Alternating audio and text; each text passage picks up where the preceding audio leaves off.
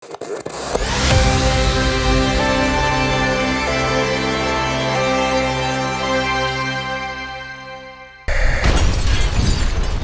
breakdown. Welcome, everybody. Yeah. For joining us, Jerry and Adrian. So good to have you here with us. Yeah. And today we are we normally watch Turkuaz performances for this segment, but today we decided we would like to watch one of our very favorite performances of all time. And this is one of the songs from the 1980 Rome show that you guys did. Woo! And certainly an inspiration, I think, for this upcoming tour, which we're hoping now we're going to start seeing some dates solidify soon, and we will get out there and get this thing rolling. But we are going to watch The Great Curve, and then maybe we can ask you guys some questions about it, or you can share some insights. So let's check it out. Thank you.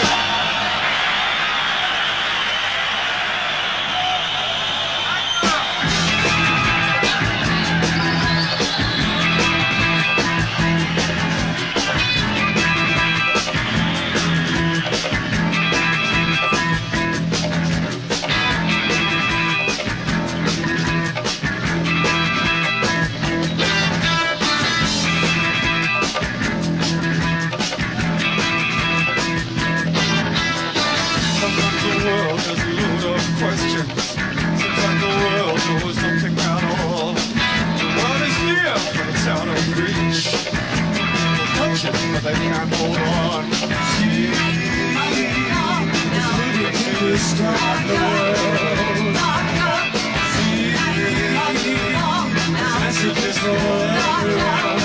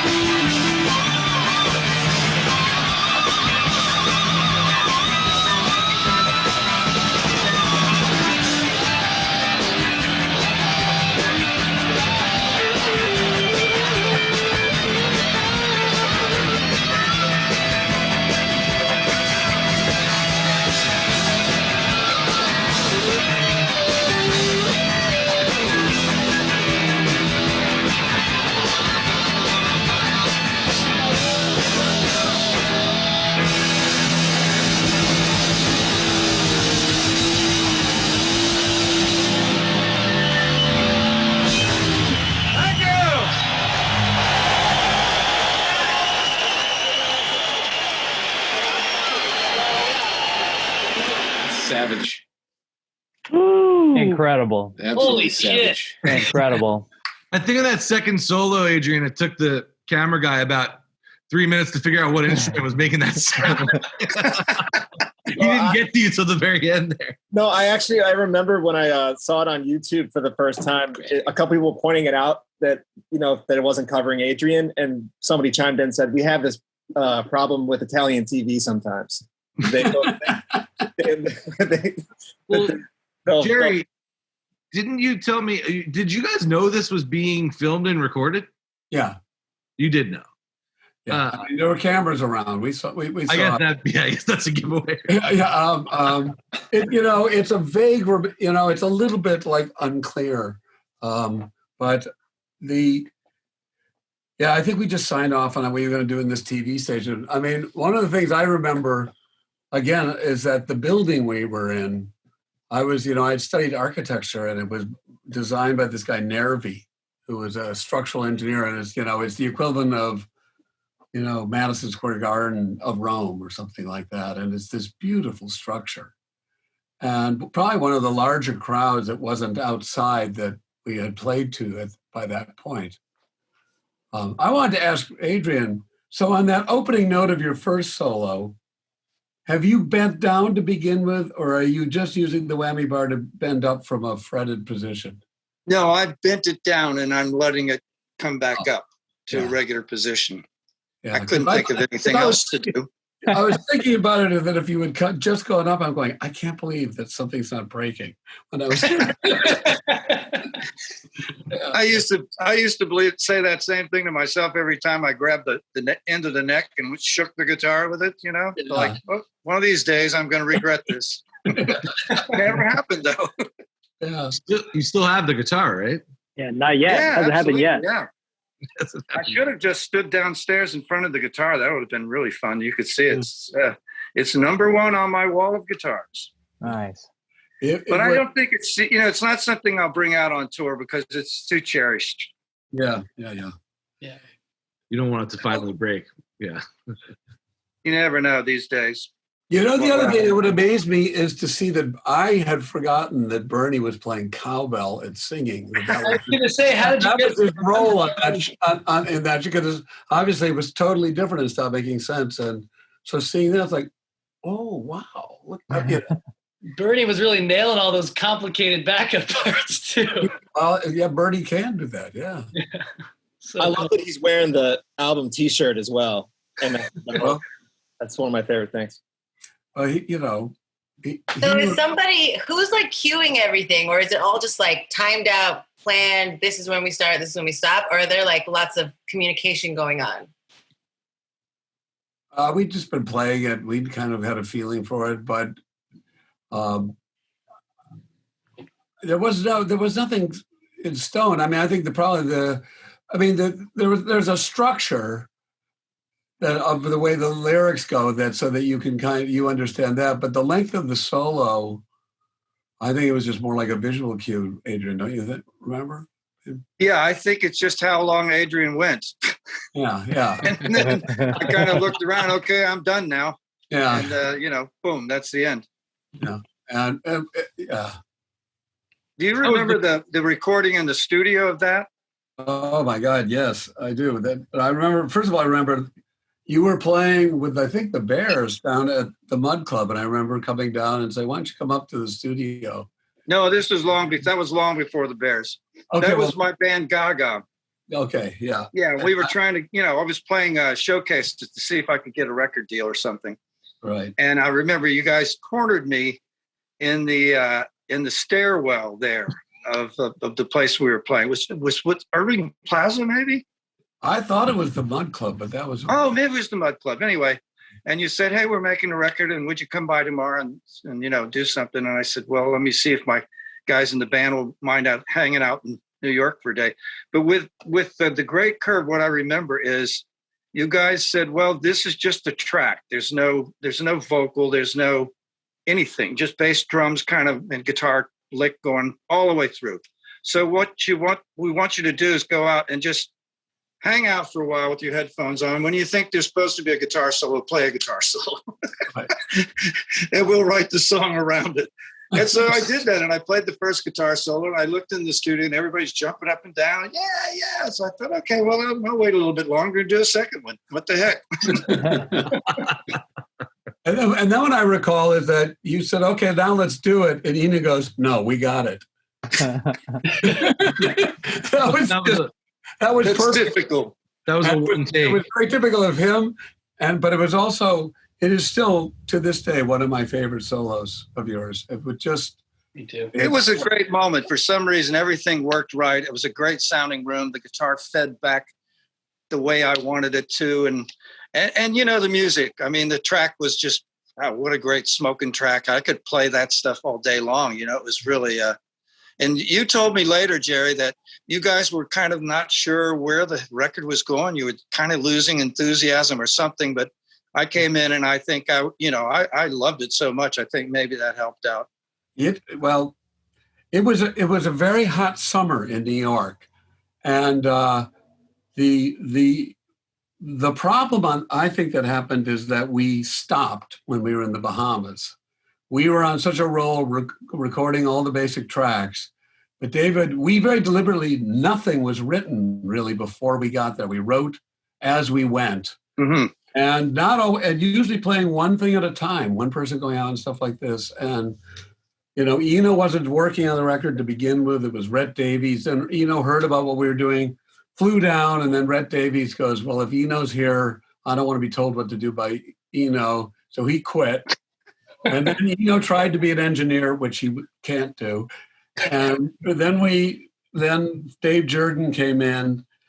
And, you know, we even had arguments that Eno wanted to run the tape at 15 IPS because it frustrated him how long it took to rewind the tape. And then Dave Jordan and I said, no, we want some decent high end. Now, there is some advantages to 15 IPS for bass. And had he made that point, I might have listened. But I thought, like, sacrificing the quality of the sound just to have make it faster. Make it just a way. But anyway, we were just cruising along, and then Eno had something else, and we had to take a break. We went back to New York, and I spent this time negotiating for studios, and we went into Sigma Sound, which at that time, I had worked with Busta Jones, who's in this clip, the bass player, down in Philadelphia on his solo record, and then I produced Nona Hendrix there, who then also was really essential, because by me producing Nona, I brought her in to sing, and we were getting very much, this is after you were there, when things were more complete, and he was going, I'll just do the background parts. I'm going, no, I'm going to bring in, it's always so frustrating with other singers. They sing out of tune. I go, guarantee you're going to like this. And of course, he was in heaven singing with Nona. And it was, and Nona is so professional and so good. Yeah. And obviously, it's you know, that's why we needed to have Dillette in the band. I mean, it totally shifted things.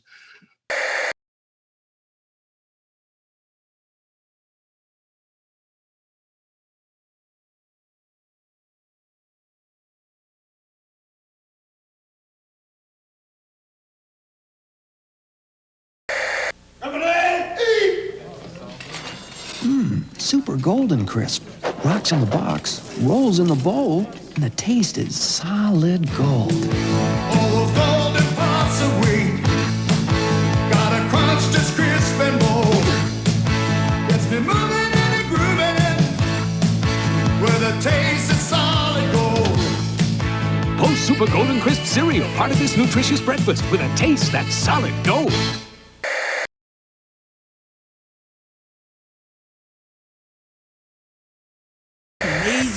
Amazing competitors have battled head to head, and they are here to finally, someone has to win.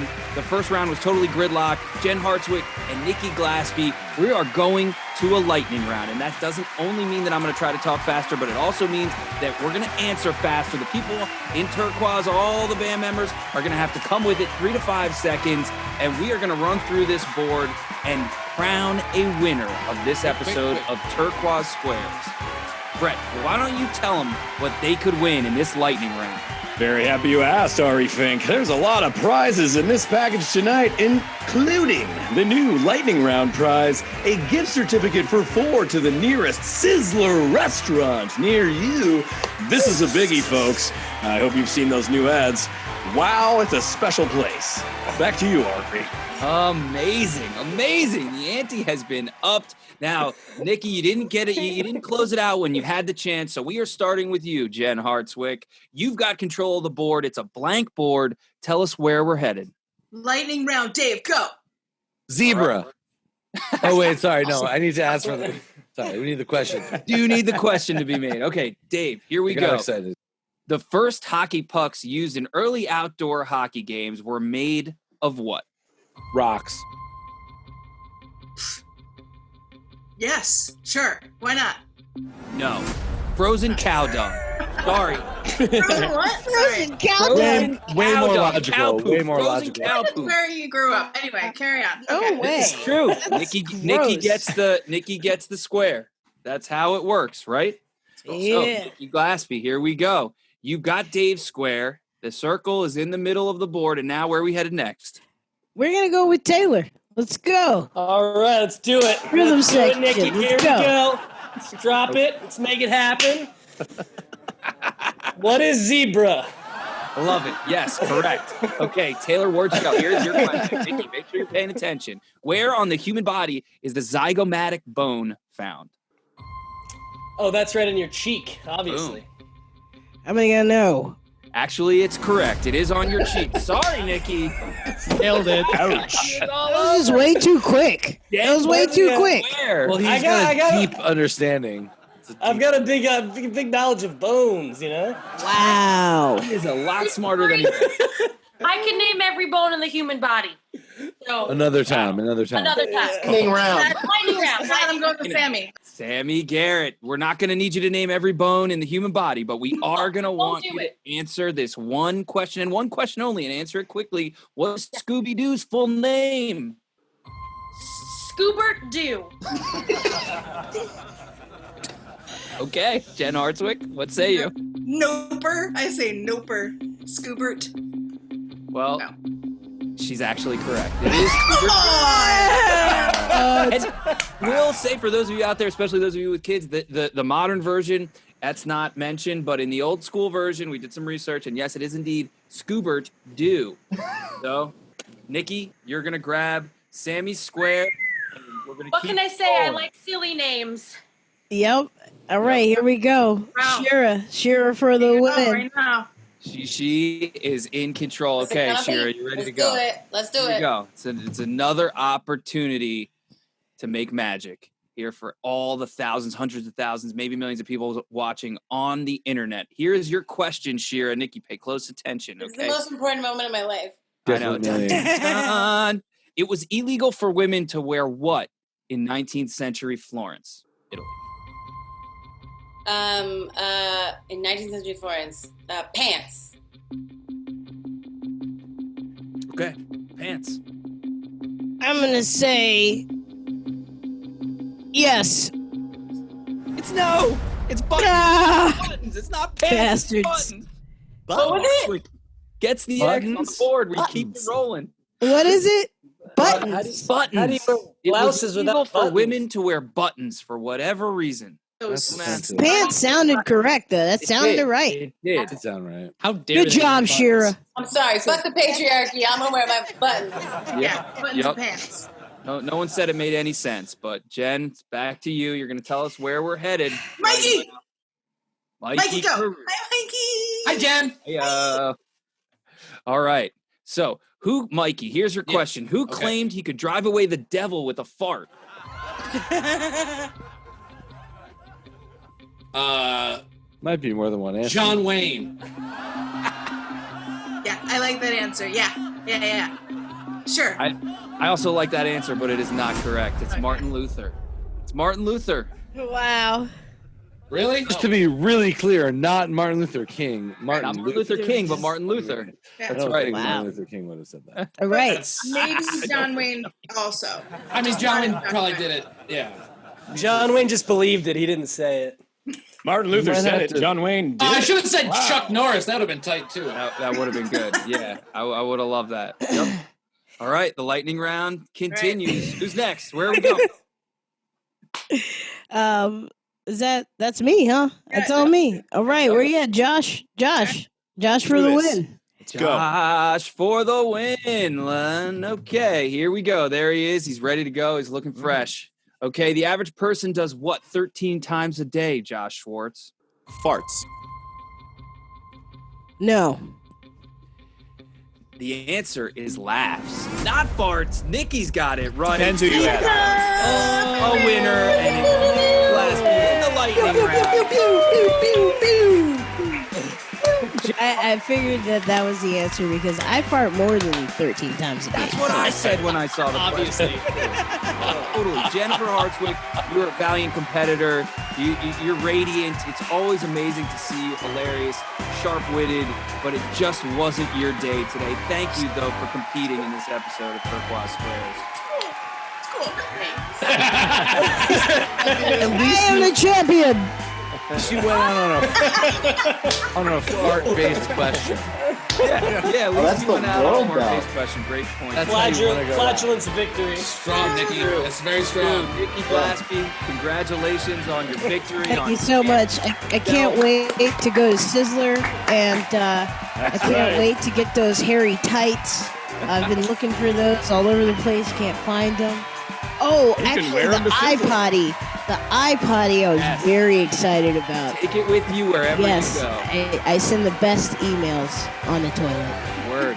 Yes, amazing. Well, we can't wait to see pictures of all those things on social media. We want to thank you guys for joining us here on Turkuaz Squares. Huge shout out to the band, of course, everybody in Turkuaz for joining us, and most importantly, all of you at home. Thanks again.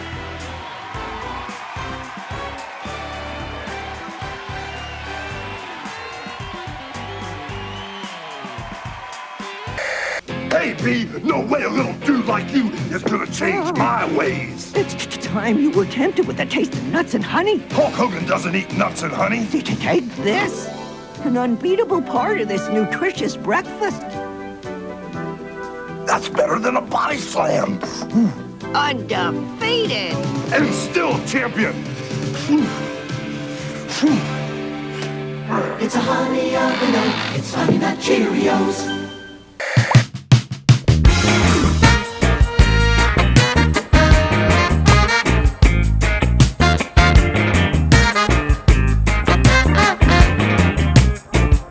Heads on fire, that smoke will choke any old bloke you meet. Break the little man into overcoat, can't they just let him be? Let him be, he's burning up.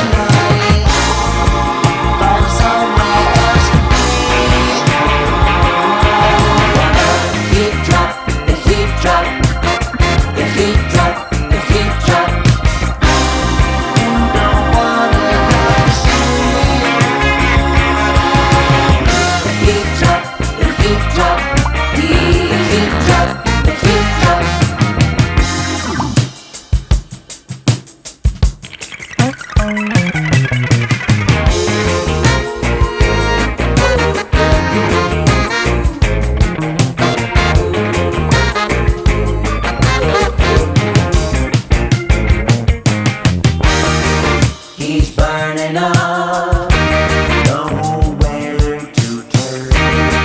He's had enough, and soon you'll learn. It won't stop coming. Never gets your peace now, tell me. It won't stop now, the peace got coming. And it's gonna have a fix to love me. Find somewhere else to be.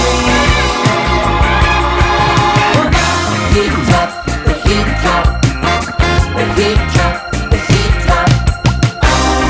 You don't wanna have to see. The heat drop, the heat drop, the heat drop, the heat drop. Find somewhere else to be. Well, now heat drop, the heat drop, the heat drop, the heat drop.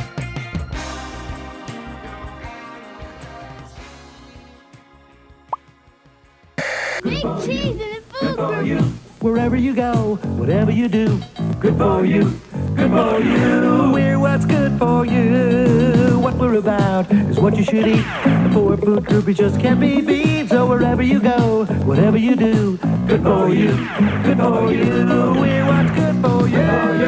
Good for you. Good for you. Good for you. Good for you. Good for you.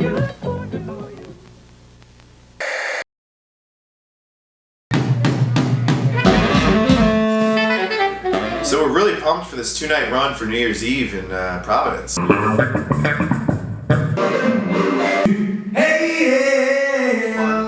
Something's happening. What's going on? Yeah, Taylor and Mikey are pretty sick of being behind everybody on stage. I mean, I guess we'll try it if it'll make them happy. I mean, as long as it's not permanent. I don't know about this.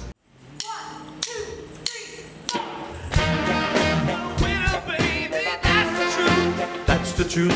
Making love to you is such a thrill. Everyone's a winner, baby. That's the lie. That's no lie. You never fail. Satisfied, satisfied.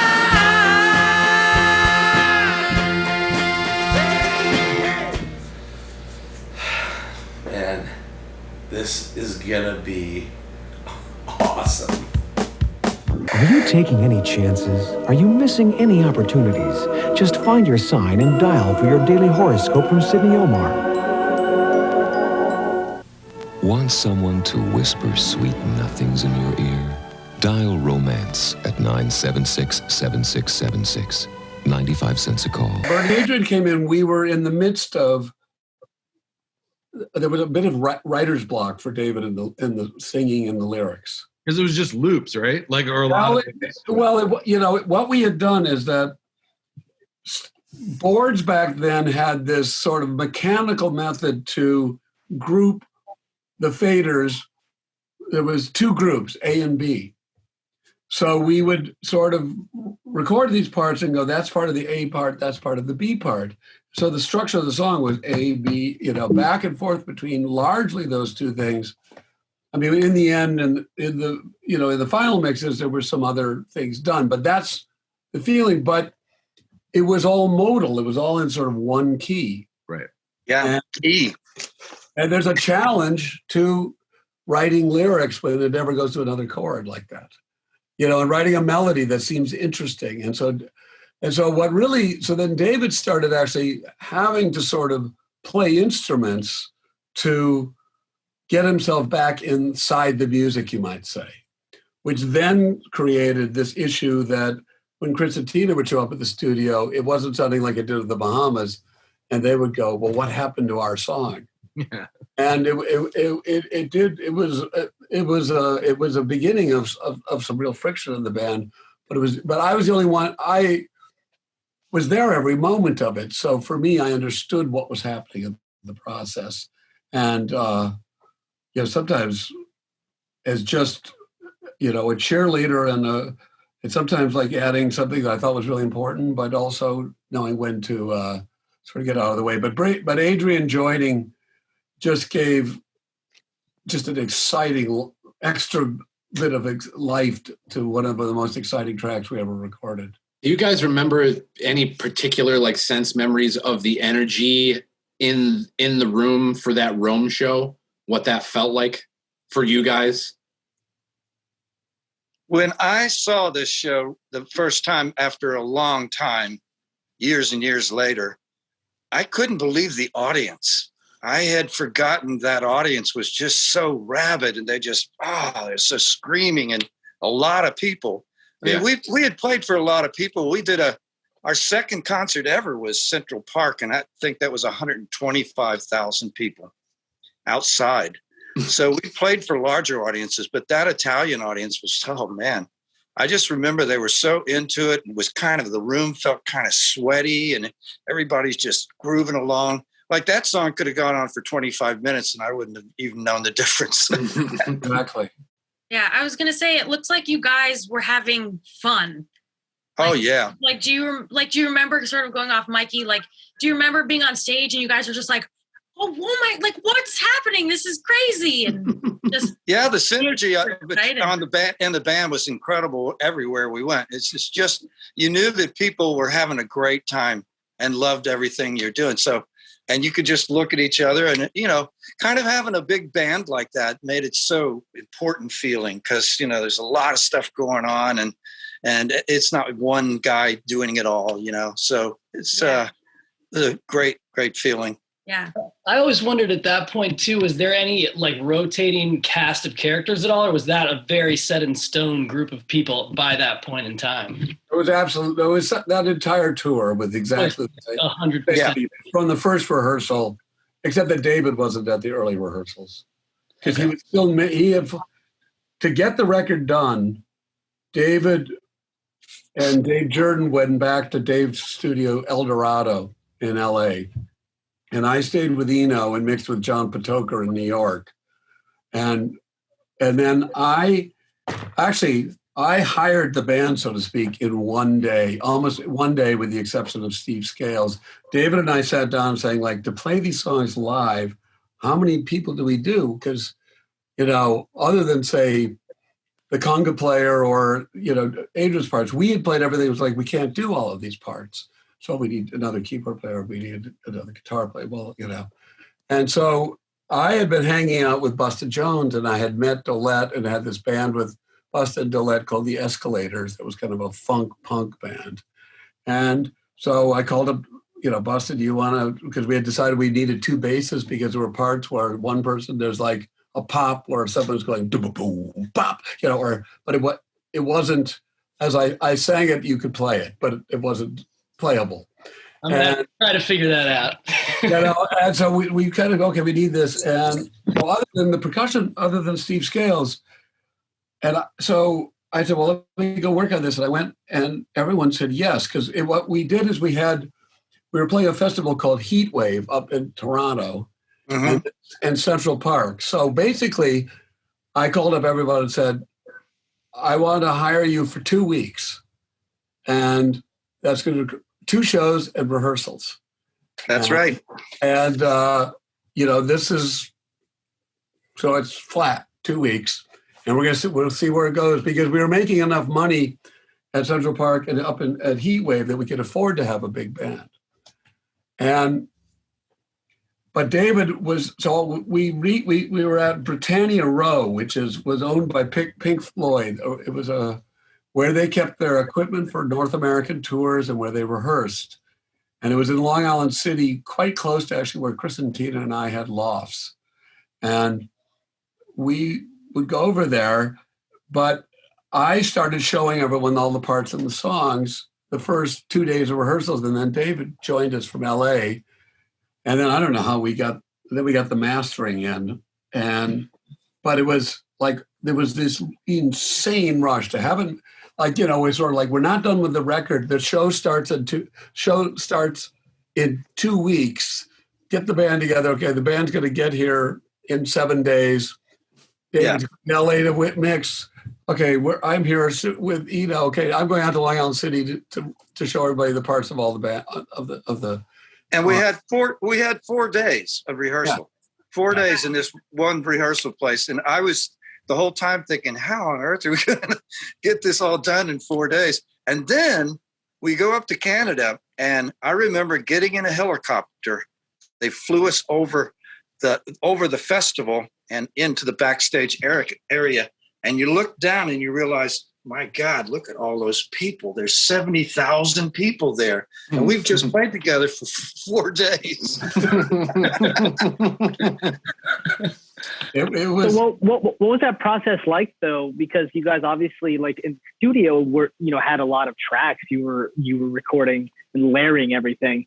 So did you go like part by part and figure out who was going to play what when you guys were in rehearsal?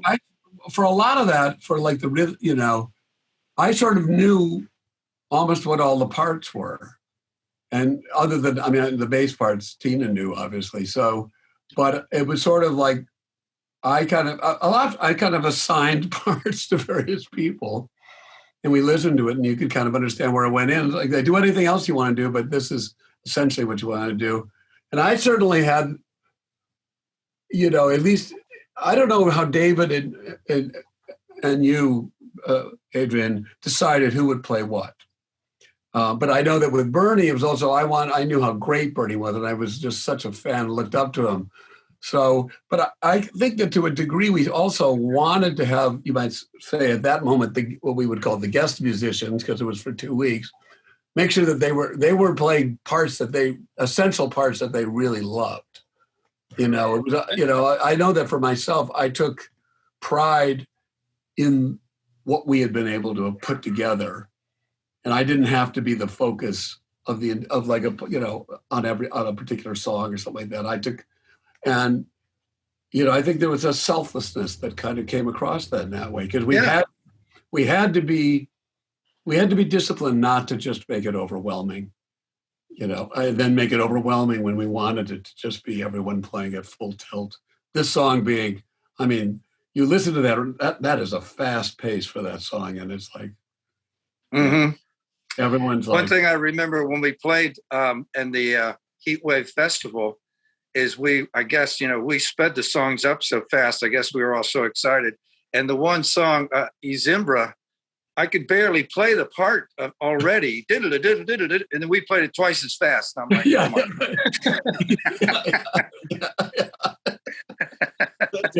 It's kind of a thrill sometimes when you play too fast and then you pull it off. I know we're going way too fast, but we're all kind of hitting. Completely running on adrenaline at that point. But it was easy to do because you looked out and it was a sea of excited people. And it was a big festival because, it had a lot of other big artists of that time.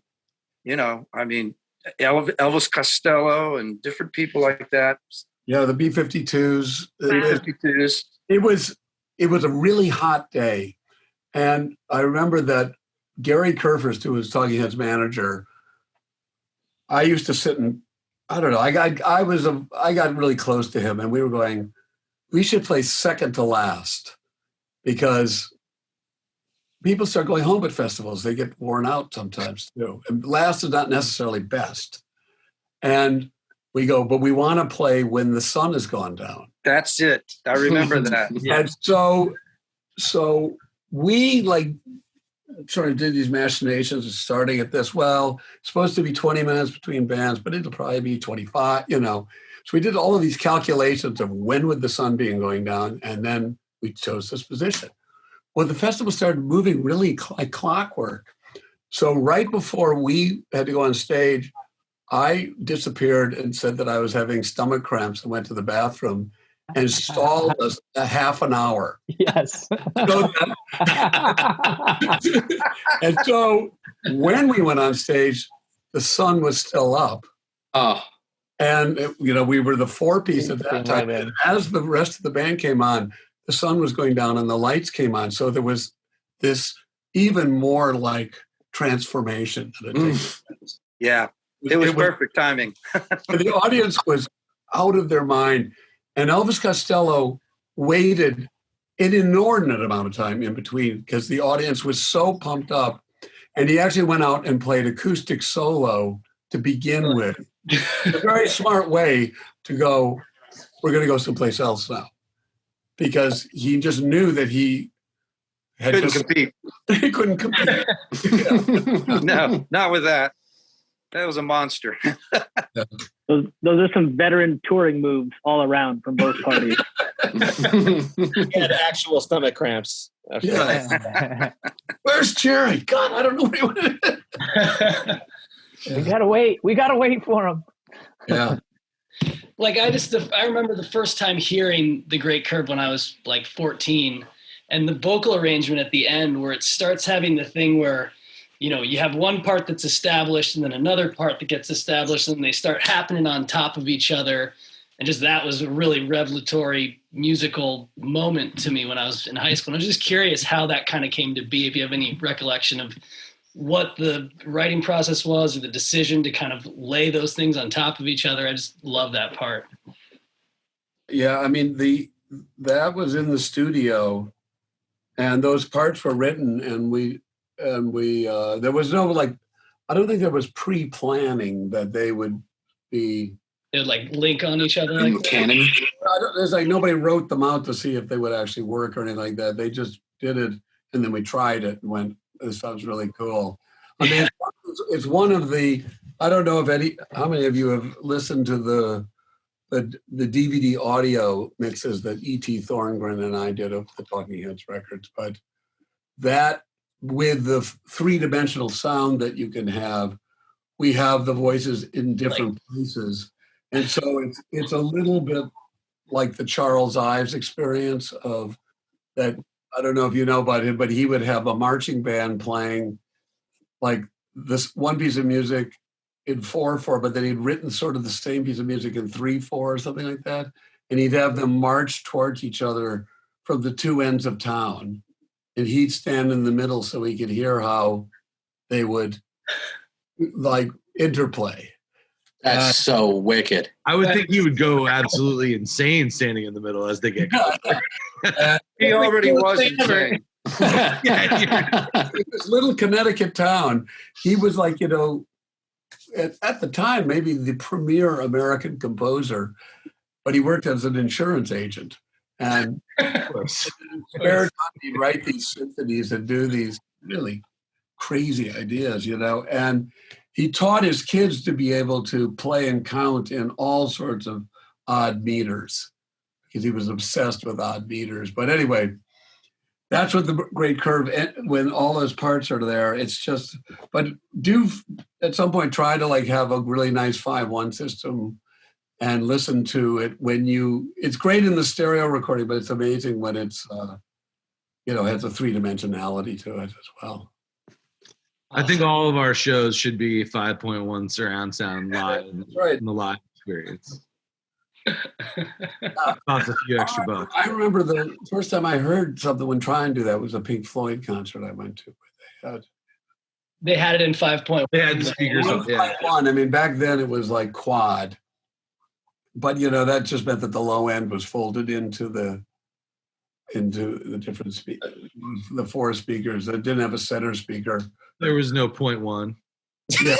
The 0.1 is the subwoofer. The sub, right? Yeah. Yeah, and the subwoofers there may have been subwoofers, but they didn't call them out.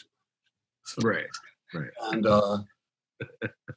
actually, it was an amazing concert. It was at the Music Hall, I think it's called, in Boston. And I was sitting at a seat, and a guy fell out of the balcony and fell onto the floor like a foot from. Oh my God. Was he okay? No, he was hurt, but I mean, it didn't break his neck or anything. It was not like, but he was kind of messed up from it. That happened in Boston a lot. That happened to me in Boston too. You know, the railing is not, you know, the older theaters, the railing is before they made them 42 inches tall. They were 36 inches tall. You can kind of leaning over.